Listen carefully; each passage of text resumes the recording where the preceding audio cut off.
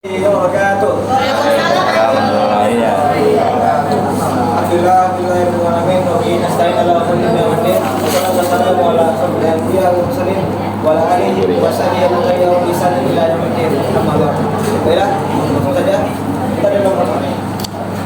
dari akan mempresentasikan, menjelaskan, memaparkan, tetap menyampaikan materi-materi yang akan kami diskusikan, mengenai dan kami telah akan kami sampaikan kepada kawan semua.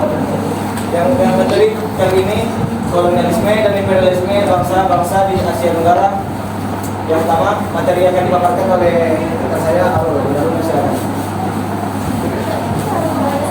Kita masuk materi pertama yaitu Prancis di Indochina. Indochina itu terdapat dari 3 negara, Vietnam, Laos, dan Kamboja. Pada abad ke-19, Prancis mulai menunjukkan minat yang besar terhadap kawasan wilayah Asia Tenggara, khususnya kawasan Indochina yang terdapat Vietnam, Laos, dan Kamboja.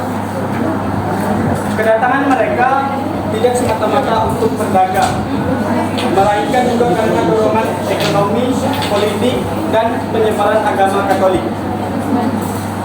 Perancis melihat kawasan ini sebagai wilayah yang strategis secara geopolitik dan kaya sumber daya alam. Masuknya Perancis ke Indochina diawali dengan misi dagang dan keagamaan, terutama oleh para misionaris. Namun ketika misionaris mulai menghadapi perlawanan dari penduduk lokal dan penguasa setempat, Prancis menjadikan hal ini sebagai alasan untuk melakukan intervensi militer dan memperluas pengaruh politik mereka. Adapun negara pertama yang dijajah secara langsung oleh Prancis yaitu negara Vietnam. Pada pertengahan abad ke-19, melalui serangkaian ekspedisi militer dan diplomasi paksa, Vietnam secara bertahap jatuh ke tangan Prancis. Puncaknya terjadi pada tahun 1883 melalui Perjanjian Hue. Perjanjian Hue merujuk pada serangkaian perjanjian yang ditandatangani antara Prancis dan dinasti Nguyen di Vietnam pada abad ke-19. Khususnya pada tahun 1883 dan 1884. Perjanjian ini menjadi tonggak penting dalam proses penjajahan Prancis di Indochina, terutama di wilayah Vietnam.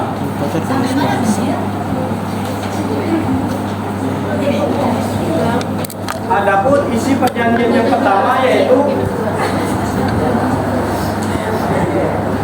dinasti Nguyen mengakui protektorat atau perlindungan Prancis atas Annam Vietnam Tengah dan Tonkin Vietnam Utara.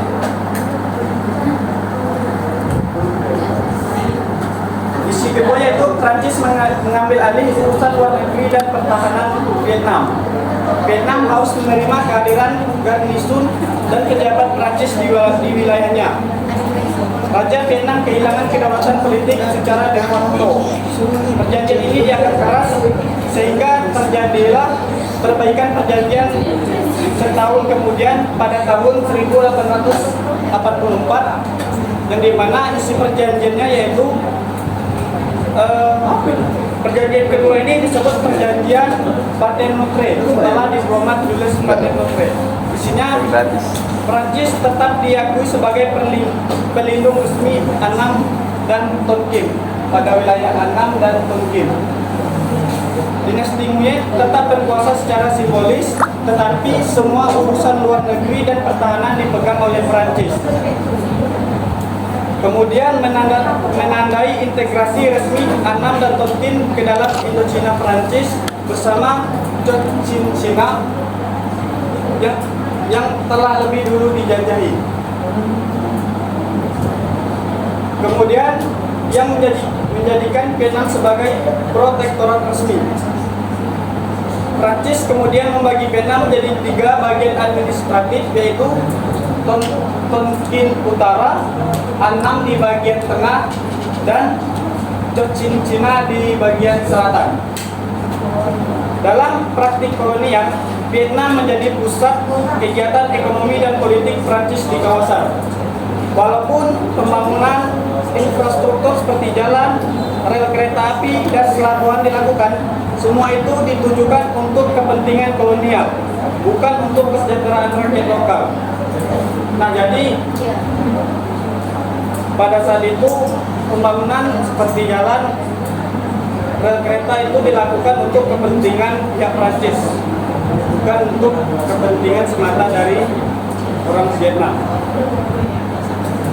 Nah, sementara itu Laos bergabung dengan wilayah jajahan Prancis setelah perjanjian tahun 1893 yang memaksa Siam, saat ini negara Thailand, menyerahkan wilayah tersebut.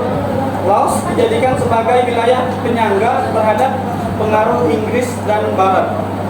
Meski masuk dalam Union Indochinois, Prancis tidak terlalu fokus mengeksploitasi karena wilayah Laos ini dianggap kurang potensial secara ekonomi,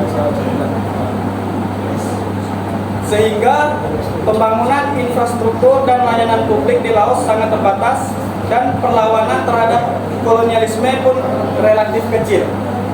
Namun masyarakat Laos tetap mempertahankan kebudayaan lokal mereka karena pengaruh langsung dari Prancis tidak sebesar di Vietnam. Kemudian penjajahan di Kamboja, Prancis dimulai sejak pada tahun 1893 ketika Raja Norodom meminta bantuan Prancis untuk melindungi kerajaannya dari ancaman Siam dan Vietnam. Permintaan ini disambut oleh Prancis yang kemudian menetapkan Kamboja sebagai protektorat. Jadi protektorat ini wilayah atau negara yang berada di bawah perlindungan dan pengawasan negara lain yang lebih kuat, yang dikenal sebagai negara pelindung. Nah, meskipun pada awalnya peran Prancis terbatas, secara bertahap mereka menguasai administrasi dengan mengendalikan sistem pemerintahan. Meskipun begitu, Prancis tetap mempertahankan simbol kekuasaan kerajaan untuk mengurangi perlawanan rakyat. Kemudian budaya Khmer di sana tetap relatif terjaga, meskipun pengaruh Prancis terlihat dalam sistem birokrasi, pendidikan dan lainnya. Perlawanan terhadap Prancis di Kamboja juga tidak sebesar di Vietnam. Nah, kemudian untuk menyatukan seluruh wilayah kekuasaannya di Asia Tenggara, pada tahun 1887 Prancis membentuk Union Indochinois atau Persekutuan Indochina. Persekutuan ini mencakup Vietnam yang terbagi menjadi Tonkin, Annam, dan Indochina, Kamboja, dan kemudian Laos yang ditambah pada tahun 1893. Tujuan pembentukan ini adalah agar administrasi dan kontrol terhadap wilayah jajahan bisa dilakukan secara lebih efisien serta untuk mengoptimalkan eksploitasi ekonomi. Nah, adapun dampak penjajahan Prancis begitu besar bagi ketiga negara tersebut. Dari sisi ekonomi, terjadi eksploitasi besar-besaran terhadap sumber daya alam dan tenaga kerja lokal. Sistem tanah paksa dan kerja paksa dijalankan di wilayah dari wilayah Vietnam, Kamboja, dan Laos. Tetapi hanya ditunjukkan untuk kalangan elit yang digunakan untuk mencetak tenaga kerja administratif yang loyal kepada pemerintah kolonial. Dan di mana budaya lokal mengalami tekanan karena adanya penyebaran agama Katolik dan nilai-nilai Barat. Namun kondisi ini justru memicu munculnya kesadaran nasionalisme di kalangan masyarakat, terutama di Vietnam. Perjuangan panjang rakyat akhirnya menjadi dasar bagi gerakan kemerdekaan yang berkembang pesat pada awal abad ke-20. Terima kasih kepada saya Abdul. Kita lanjut ke materi berikutnya yang informasi dari saya. Silakan.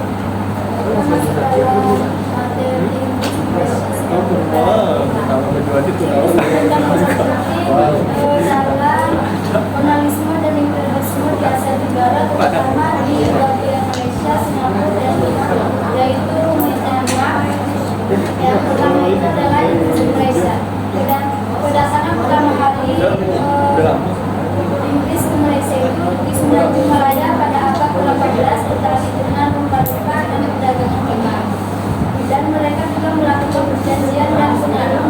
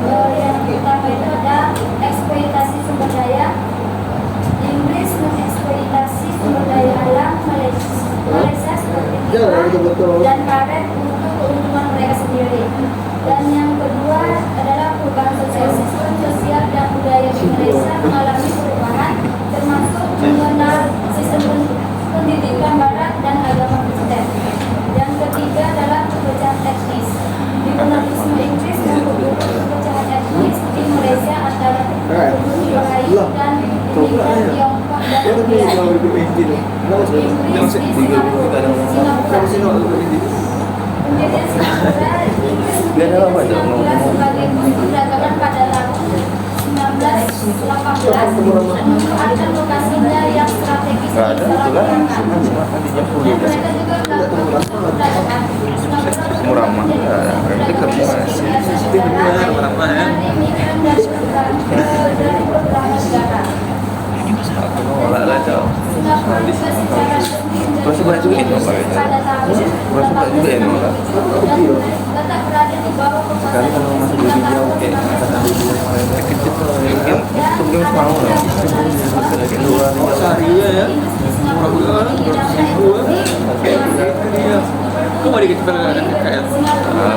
ekonomi yang besar sebagai pusat perdagangan internasional. Kita belum bikin. Penting di Singapura seperti pelabuhan dan jaringan kereta api. Yang ketiga adalah pengaruh budaya. Budaya Inggris meninggalkan jejak yang kuat di Singapura, termasuk bahasa, sistem dan pendidikan. Dan terakhir, Inggris di Burma. Penguasaan Burma, Inggris melakukan tahap pada abad ke-19 yang disebut eksploitasi sumber daya seperti kayu jati dan minyak bumi. Mereka semua melakukan perlawanan terhadap kekuasaan Inggris dan dipimpin oleh pemimpin nasionalisme seperti AMSA. Dan mereka juga kemerdekaan Burma akhirnya merdeka dari Inggris pada tahun 1948 setelah Perang Dunia Kedua dan memiliki dampak nasionalisme. Inggris di Burma meninggalkan daftar yang konkret termasuk eksploitasi sumber daya. Inggris mengeksploitasi sumber daya alam di Burma untuk kepentingan mereka sendiri. Dan tentang sosial, nasionalisme Inggris membawa perubahan sosial di Burma termasuk pengenalan sistem pendidikan yang barat dan agama. Sendiri dong. Nasionalisme Inggris membawa perubahan antara kelompok etnis di minoritas. Nasionalisme dan Inggris sekarang memiliki dampak yang luas ke Kongres. Inggris meninggalkan warisan beragam pembangunan ekonomi, pembangunan dan pengaruh budaya. Namun nasionalisme juga meninggalkan jejak eksploitasi pekerjaan etnis dan ketidaksetaraan. Terima kasih kepada Dita. Sepertinya akan saya ada kelupaan dari materi yang disampaikannya. Dia akan sampaikan ulang. Saya akan materi yang selanjutnya. Materi selanjutnya yaitu Spanyol dan Amerika Serikat di Filipina. Pada abad ke-19, Spanyol datang ke sini sebagai bagian dari gerakan ekspansi kekaisaran Eropa. Nah, tujuan utama mereka sama seperti negara Prancis di Vietnam, yaitu untuk menjajah dan menguasai sumber daya alam yang ada di wilayah tersebut. Kedatangan pertama secara resmi dipimpin oleh Miguel López de Legazpi pada tahun 1565 yang menandai dimulainya penjajahan Spanyol di Filipina. Kemudian Raja Philip II dari Spanyol kemudian menjadi inspirasi penamaan kepulauan ini menjadi Filipina. Namun seiringnya waktu, penindasan dan eksploitasi ini menimbulkan perlawanan. Banyak pemberontakan lokal terjadi, tetapi perlawanan paling signifikan muncul pada abad ke-19 ketika muncul gerakan intelektual dan nasionalisme, terutama yang dipelopori oleh tokoh-tokoh seperti Jose Rizal. Dia menyerukan informasi melalui tulis-tulisannya yang mengungkap kesadaran rakyat Filipina akan ketidakadilan kolonial. Meskipun Rizal sudah dieksekusi, perjuangannya menginspirasi revolusi Filipina yang dipimpin oleh Emilio Aguinaldo. Adapun puncaknya ketika pada tahun 1898 terjadi Perang Spanyol Amerika. dan Amerika Serikat berhasil mengalahkan Spanyol pada perang ini. Dalam melalui perjanjian Paris pada tahun 1898, Spanyol mengerahkan Filipina kepada Amerika Serikat tanpa melibatkan rakyat Filipina. Hal inilah memicu kekecewaan besar dari rakyat Filipina. Amerika Serikat kemudian melanjutkan kolonialisme di Filipina. Meskipun dengan pendekatan berbeda, mereka mengklaim bahwa peradaban dengan memperkenalkan sistem pendidikan modern, penggunaan bahasa Inggris, serta pembangunan infrastruktur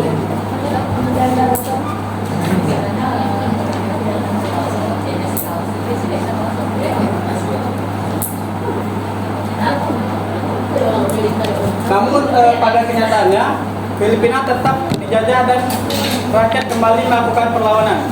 Perang Filipina itu terjadi pada tahun 1899 sampai 1902. Menjadi bukti bahwa rakyat tidak menerima kekuasaan kolonial baru begitu saja. Perang ini berlangsung sengit dan menimbulkan banyak korban jiwa, terutama dari pihak Filipina.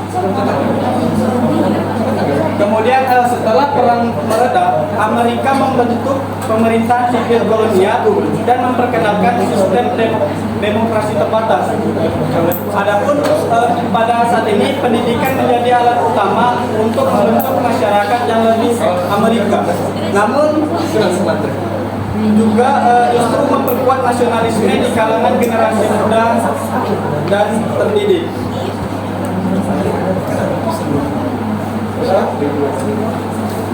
Kan oleh Jenisa.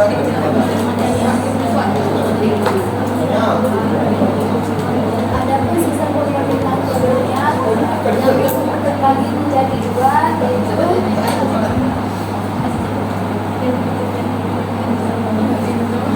sistem pemerintahan langsung dan sistem pemerintahan tidak langsung. Sistem pemerintahan langsung banyak diterapkan oleh Prancis di wilayah Indochina, yaitu meliputi Vietnam, Laos, dan Kamboja. Dalam sistem ini, pemerintahan kolonial mengambil alih seluruh kendali pemerintahan tanpa melibatkan elit lokal secara berarti.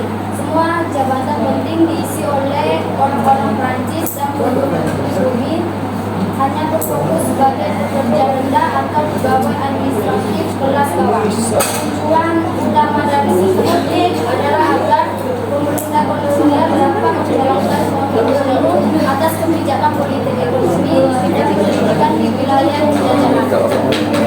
Dan sebaliknya, Inggris menerapkan sistem pemerintahan di wilayah penjajahan seperti Malaysia, yang sekarang itu adalah Filipina. Dalam sistem ini, Inggris dapat mempertahankan kekuasaan lokal seperti sultan dan raja yang dijadikan sebagai alat untuk menjalankan kebijakan kolonial. Karena kekuasaan lokal dipolitik kebijakan psikologis dan dapat menjalankan aktivitas sehari-hari. Namun di bawah pengawasan kolonial dan pejabat kolonial Inggris, sistem ini dipandang lebih dan terlalu menimbulkan perlawanan karena masyarakatnya masih melihat mereka memegang kekuasaan. Namun pada kenyataannya keputusan penting tetap berada di tangan pemerintahan kolonial. Adalah, terima kasih Pak Jenita. Kita ada materi berikutnya yang kita dapatkan oleh adalah silakan.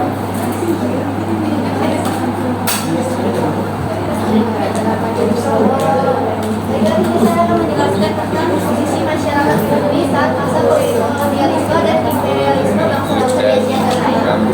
Jadi saat masa kolonialisme dan imperialisme ini masyarakat di Indonesia Tenggara itu ada di posisi subordinat. Jadi maksudnya subordinat itu adalah masyarakat di masa kolonialisme dan imperialisme itu di kondisi di mana mereka berada di bawah dominasi kolonial, baik secara politik, ekonomi, sosial maupun budaya. Di bawah politik sendiri, di masyarakat Indonesia pertama itu mereka kehilangan kekuasaan dan kedaulatan. Jadi di sini itu penguasa lokal seperti raja, sultan ataupun kepala adat yang ada di masyarakat ini kehilangan kekuasaan dan kedaulatan mereka atas masyarakat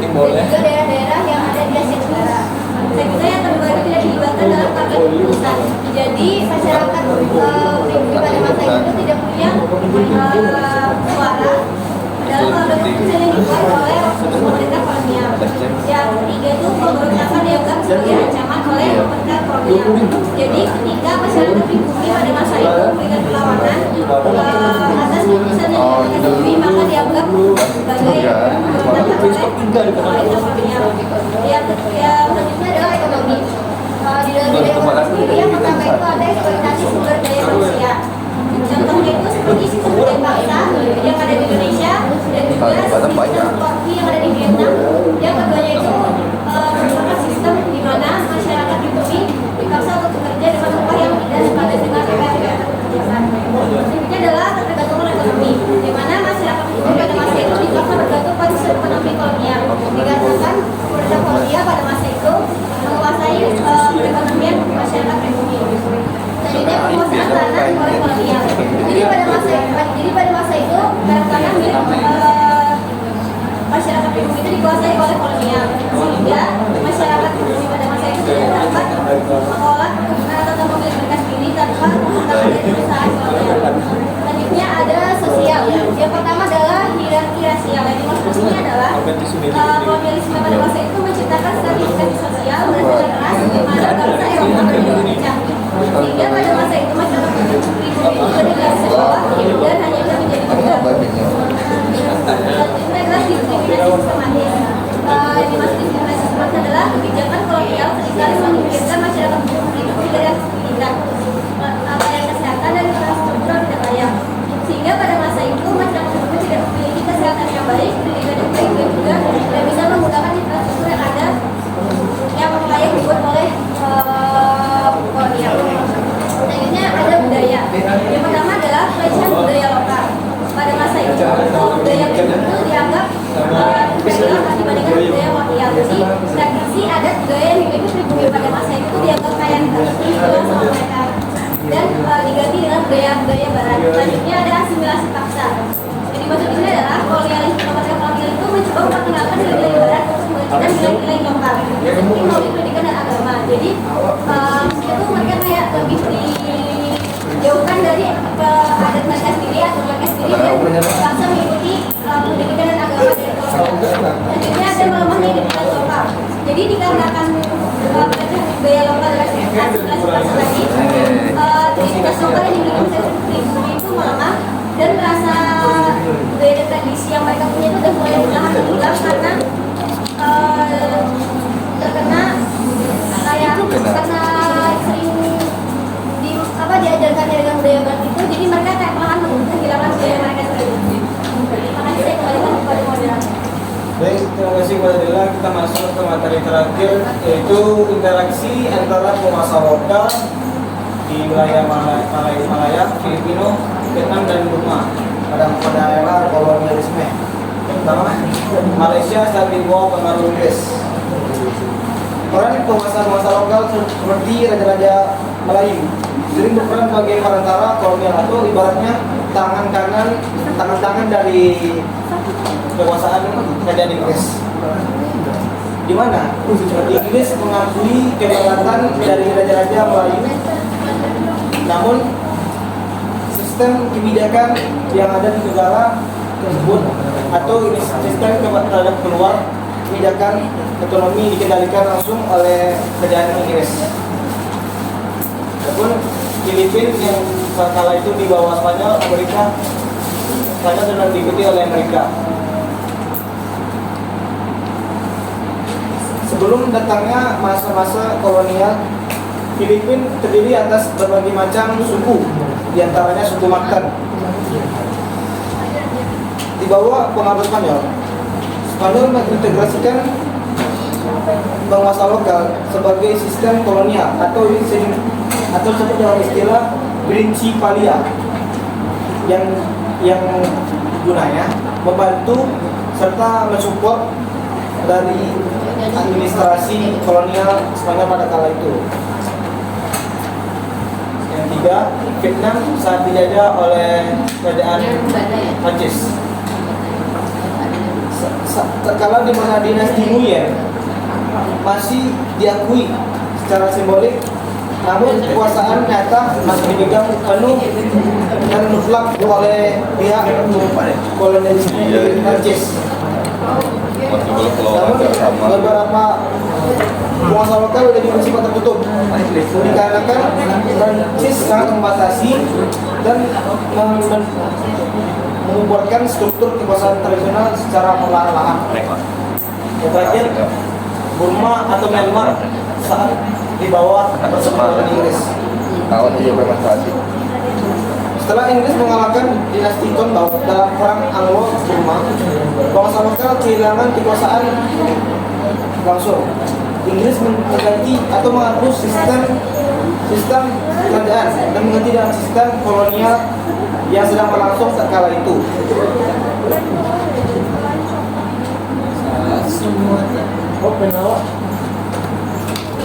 Namun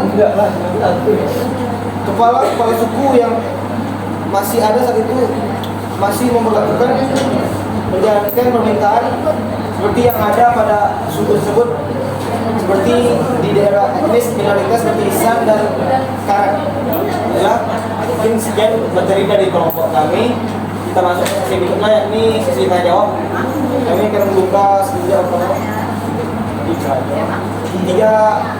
pertanyaan. Ada Leni, silakan. Saya lagi seperti ini